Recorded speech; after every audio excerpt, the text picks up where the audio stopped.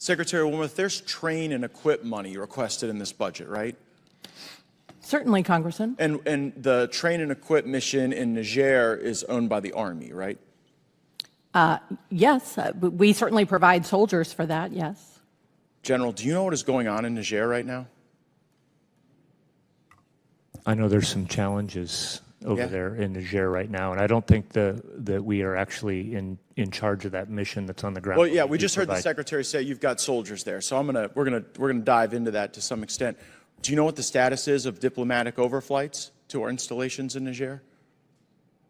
Yeah, I'm vaguely tracking that that's a challenge over there. Well, yeah, I mean, it's not a challenge, it's binary. Are we allowed right now to do diplomatic overflights in Niger? Yes or no?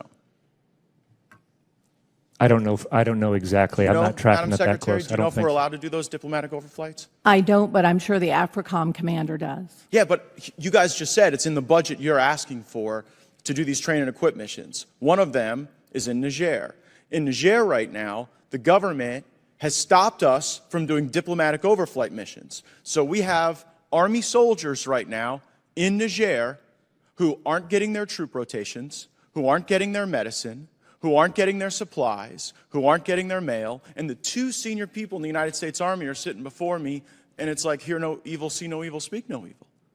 Are you going to do anything for the soldiers that are in Niger right now who can't get medicine? Yes or no? Congressman, certainly. We can talk to General Langley and make sure that... Oh, I've talked to General Langley. He comes in here and never has really good answers. I mean, I asked him for information about how many of the coup leaders we had trained, including in Niger, and Ghana and Mali and the Ivory Coast, and he didn't even produce his report on time. So pardon me for a lack of confidence in General Langley. What I'm telling the two of you is that you have a responsibility for these soldiers in Niger. And General, you would agree with me with the premise that we should never sacrifice the well-being of our service members to avoid political embarrassment, right? Congressman, I will tell you, I'm not tracking that somebody in Niger is not getting their medicine or their mail, but I will follow up. You don't even know the status after of this. Diplomatic overflights. How about the great power competition? You would agree on train and equip missions. We would never want Russian soldiers at the U.S. installation where we're doing train and equip, right? That's not even a tough question. You would agree? Yes. And so if there were Russian soldiers behind the wire at Airbase 101 in Niger, where we have soldiers doing the train and equip mission, that would concern you, wouldn't it? Right. Well, I'm here to tell you we've received reports that they run out of medicine in May, that they cannot get their troop rotations. And you know why you don't know that?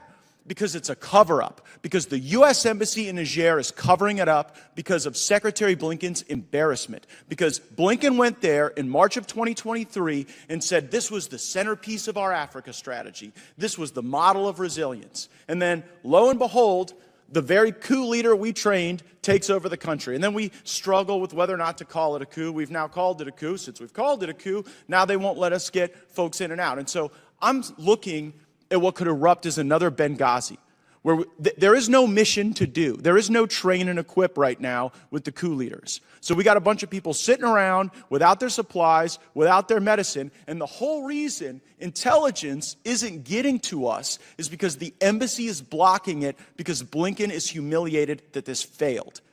And I've used my 5 minutes on everything in the Army right now because I have constituents who are there in Niger and they're wondering how to get water. Did you know they can't even get clean water? Did you know that the partner nations that we have at that base with our soldiers, the partner nations, the Italians and the Germans, they've stopped cooperating with us. They won't even help us get provisions to our troops because of the status of forces agreement that we have with the government being deemed invalid. I am just a country lawyer from North Florida, but this strikes me as something the two of you should know about. I get the blank stares, but Secretary Wormuth, can I take as your commitment that you are going to leave here and you're going to see to the well-being of these folks in Niger and that they can get the rotations and the medicine they need? Certainly, I will make sure they're getting the medicine and the water that they need. Yes, Congressman. Great. Mr. Chairman, I have a number of unanimous consent requests. First, an article from Politico. It's like a bad movie. U.S. officials who helped train Nigeri troops reel from coup. Without objection, so ordered. Russian troops arrive in Niger as military agreement begins, and from the BBC. Without objection, so ordered. Uranium Niger termination of U.S. military ties followed accusation of uranium deal, March 17th, 2024, from the Wall Street Journal. Without objection, so ordered. Gentleman's time's expired.